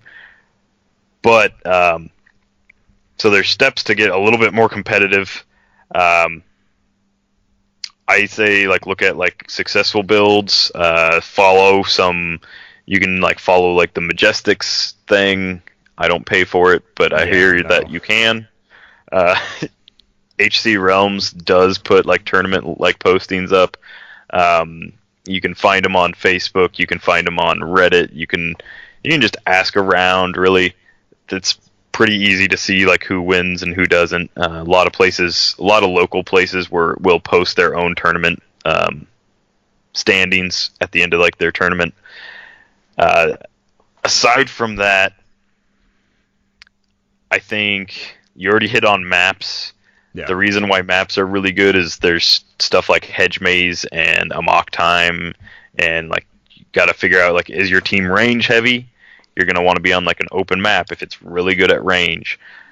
Is it really want to be like close up and doesn't want to get picked off before it gets closed up? You want to play something with a lot of blocking that's probably indoors so they can't shoot over it. Other than that, I think the biggest thing is just practice. Yeah, it really is. Yeah, there's no substitute for just putting in the time. And places you can do that are Roll20. If you get on the ROC Discord, which I think if you just search ROC Discord, or if you just go on Facebook and message some people, like people know where it is. The ROC Discord probably has the largest community of people willing to play on Roll20. Yeah. And it's just Heroclix on a computer screen, and it takes all the fun out of the game, but it's a great way to practice. Yeah, no miniatures, no dice, none of that. They have an cool input for dice. There is helpful videos on how to run Roll20. Mr. Clixflix and I did a video on it, as well as Happy Little Heroclix has a few videos about Roll20 if you want to learn how it works. If you're not good with technology like I am, you might want to watch those and give yourself a little refresher. Not really a refresher, but just learn how to do something new entirely. Yeah, and Happy Little Heroclix has a ton of Roll20 tournament and gameplay videos. So if you're one of those people that's just really nervous and you don't want to don't want to offend somebody with how new you are to the game, go ahead and watch a couple of those, and you'll get kind of like the commands that you type like /roll space 2d6. Right. And it'll roll 2d6 for you. You can watch him do that. You can watch how he like places stuff, how he sets up the game. You can do different stuff like that. If you're somebody that just prefers to like learn on the go, just jump into the ROC server on Discord. Yeah. And there's plenty of people ready to play at almost any time of the day. So. Absolutely. Other than that, do you have any other competitive? Just one quick thing. I still play the game competitively how I play it casually, and that is I want to play characters I care about and figures I like. And I'm not going to play characters I don't care about just because they're good. I will never play Unimind because I don't know who that big, stupid, snot, booger monster thing is. I don't care about him. You can play characters you like and still maintain a competitive aspect as long as you practice it a lot. That's why I like EarthX Cap. He is still a very solid figure. and then I just team him up with a bunch of stuff that I may not like as much, but as long as Captain America gets to shine through, I'm okay with it. You know, things change, things rotate out. For the most part, you should still be able to play either a character you like, or at the very least, a team style that you enjoy playing. You know, just because it's competitive doesn't mean it's not fun. It can still be tons of... Some of the most fun I've had is playing competitively, believe it or not, and that is okay, because I can still play all the figures I like. The first team I ever played was a Lex Luthor team, but that's because he was kind of a more competitive figure at the time. So look at your options, and even if they aren't super great, I've seen people do amazing with figures I would have never said would be on a regular competitive team. So it really shows that, you know, at the end of the day, hard work and practice pays off the most, more than anything at all. Yeah, for sure. And to go along with that, even if you're not playing like the figures that you love, make sure you like have fun while you're doing it, because there's no reason to spend 5 hours slogging away just to have like an awful time at the end of the day. If you're not having fun, change the game up a bit, you know. Say like this round, like I know like this team isn't doing as well as I thought this round. I just want to kill like one guy. I just want to kill one opposing character, and make that your new goal. And, you know, make your own goal for yourself. It doesn't matter what your tournament standing is. Just make sure that it's not like soul crushing at the end of the day, because competitive stuff, believe it or not, can really get to you. Like it can just like crank your anxiety up to 11, and it can really drain you out throughout the day. But yeah, there's no reason to drink water. Please drink water. Yeah. Go to the bathroom in between games, drink water, bring bananas, granola bars, protein bars, something to eat. Please take care of yourself. It's crazy. Also, wear deodorant. Please wear deodorant. And one big thing, read your opponent's cards, fronts and backs. Because you can do that now. You can do that now. And there's no reason not to. Even if your local game venue doesn't do it, absolutely. I mean, I would always read the front of a card if you're not familiar with what the character does. No reason to let them slip something by you if they don't need to. And taking a peek at the back of the card and just making a mental note of like, all right, he gets really bad on like click 4. I might not be able to KO him in one attack, but if I can hit him to click 4, you know, I'm going to be okay. Like, that's a completely reasonable thing to do now. So even if your local guys don't play that way, feel free to at any competitive event. Absolutely. And that, I would say, is a pretty good place to end the final episode of New Clix on the Block. Thank you guys so much for taking the journey with us. If you're new to Heroclix, I truly hope that you have a long Heroclix community and career ahead of you, and that you really, no matter what you do and decide to do, have a fun time playing the game, because after all, that is what it's all about. And with that, we'll say Dial H for Heroclix is brought to you by CoolStuffInc.com, where you can find cool stuff in stock every day, including all the latest Heroclix singles and sealed products. Check them out at CoolStuffInc.com. Happy trails.